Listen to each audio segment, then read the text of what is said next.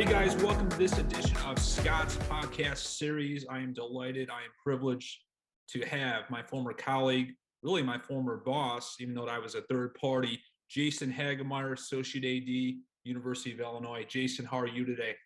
Doing great. Glad to be here, Scott. Doing great. And you know that the Illini are playing Michigan State. This is going to air in the future, so we want to congratulate the Illini on an amazing win over Tom Izzo's Michigan State Spartans.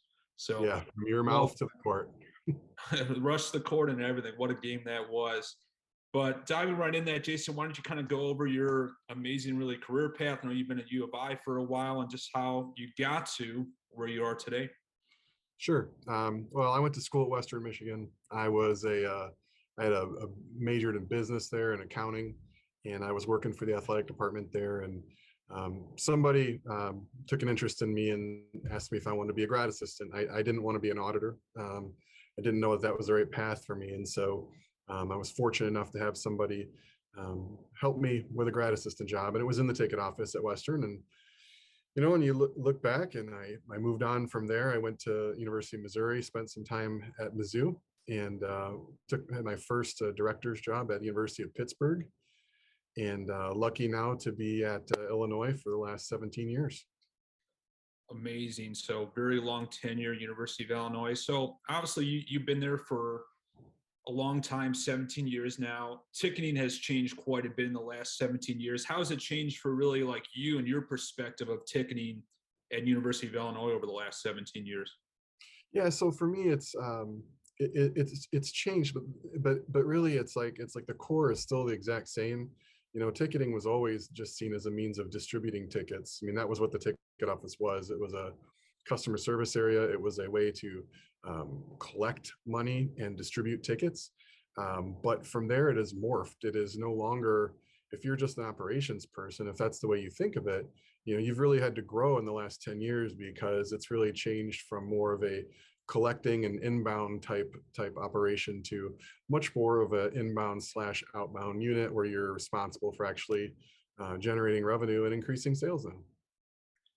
That is for sure. And like obviously with the pandemic, 2020, Big Ten zero revenue in ticketing. I mean, really, how has that transpired obviously into 2021, obviously back in ticketing, kind of like regrouping from literally having zero revenue throughout the 2020 calendar year?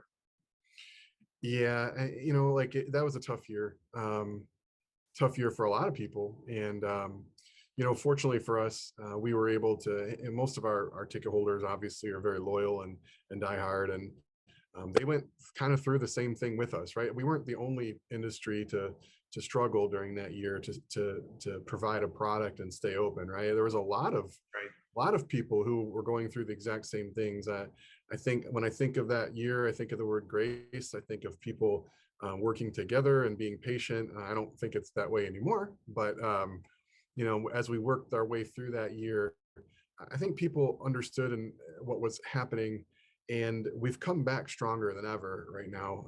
I think our numbers, our ticket sales numbers are up across the board in football and men's basketball. So some of that has to do with like a little bit of pent up excitement. You know, like we set out for a year, we figured out what was important to us.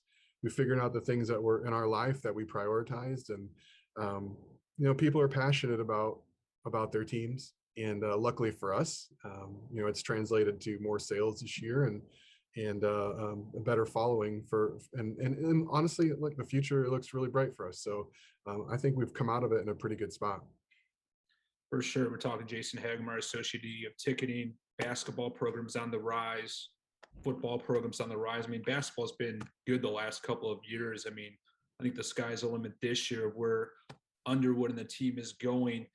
Back to you, though, what I noticed when I was working with you at Illinois, I mean, I was on the sales end, obviously third party, but what I admire most about you is the stability you have created in the ticket office, how like people have been with you since day one, haven't left, and just love working with you. Why is that? Well, you know, you'd have to ask them for some of that, but I'd like to think that, you know, one of my core beliefs is relationships. And you know, people talk about like, what's your management style, right? Is it top down? Is it bottom up? For me, it's all relationship driven, and I believe in having really strong relationships with each of the people that I work with, and when you have that common bond, and you go through some stuff at work, you really begin to to care for one another, and I think we've been able to foster an environment where people here feel cared for. They feel like they work with someone who cares about them, and then provides opportunities for growth, right? Like, I do think that we have some extremely talented people on our staff, and I think they know that they work with some of the most talented people in the country. And so, when you take a look at like where you're at, and what your career path might be, I mean, we all want to work with people who we think are at the top of their field, right? And I think that a lot of the people in this office feel like they're working with people of equal caliber, equal talent, and so we can get a lot of stuff done in here. And I think it all, and again, I think it all goes back to our relationships with one another. And so when you think about like, do I want to be here at Illinois, or do I want to move on to another place? There's a lot of other great places to work, right?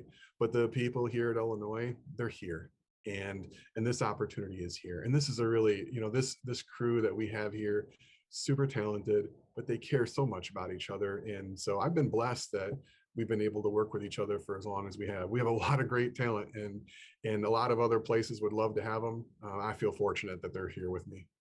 That's definitely amazing, fantastic talent. Obviously, with Jason's ticket office across U of I's athletic department under the realm of AD Josh Whitman, who's done wonders for the university. Really, last question. This is a loaded question. And obviously, I think ticketing is so complex and you can go so many different ways in it. The primary and the secondary are evolving each and every day. You hear my hot takes on it the last 8 months. Where do you see ticketing evolving in the future? Yeah, it's kind of a blend of everything, right? Like, I know right now we like to take things and put them in buckets. We like to talk about primary, we like to talk about secondary. I think that the further we move along, we're gonna, like, customers don't care where they buy from. And so, as a primary rights holder, right, we're trying to sell tickets for the first time. The secondary market's trying to capitalize on that. So, like, in a little bit different way, we have to view the industry a little bit different in terms of sales. And we're trying to build fan bases. We are trying to sell as many of those primary tickets as we can. And the more that we blend the primary and secondary ticket, like, we're going to create more opportunities to reach more people. Okay, so I feel like as the industry evolves, we're no longer looking at some of the more traditional marketing campaigns that we've done. We're really trying to reach a larger audience, and we're trying to reach them through many more means of distribution channels than what we have in the past, right? So, we're in college athletics. We're not in the pro arena yet. The pros have moved a little bit quicker and into this. They've ventured further into merging these primary and secondary markets. But college isn't very far behind, and we're right there with them. We just have to make sure that our fans are willing to come along with us. And like, in the end, I do believe this, right? College athletics is special because the loyalty and the affinity for which our fans have for our schools, it takes it to another level. It's different than a pro sports model. They want to believe that they're buying tickets for a product that they support, that represents them, that represents their community, their where they went to school.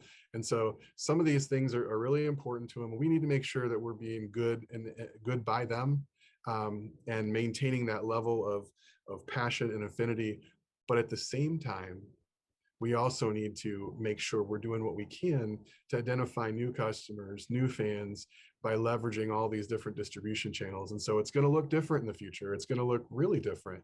But what's never going to go away is your constant need to be right there for your most passionate people, so that you're easy to find and that your tickets are easy to be purchased. And so, we have to keep our eye on the future, but we also have to keep our eye right in the moment too, and make sure that some of our most passionate and loyal people still feel like their needs are being met while we're trying to reach out to all these new customers. For sure. What a great answer that was. And really, Jason, any final thoughts about ticketing Illinois? Anything?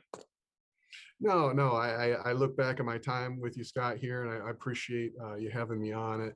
we had some good times, and I love seeing where you're going, and I wish you well with this, and I appreciate you having me on. Thank you again, Jason. And I'll let you say my hashtag if you haven't. I always do that at the end of every pod interview. You're gonna have to feed it to me, buddy. What is it? Stay leading clean. All Have a right, good one, my friends. Thanks, Jason. all right, thanks.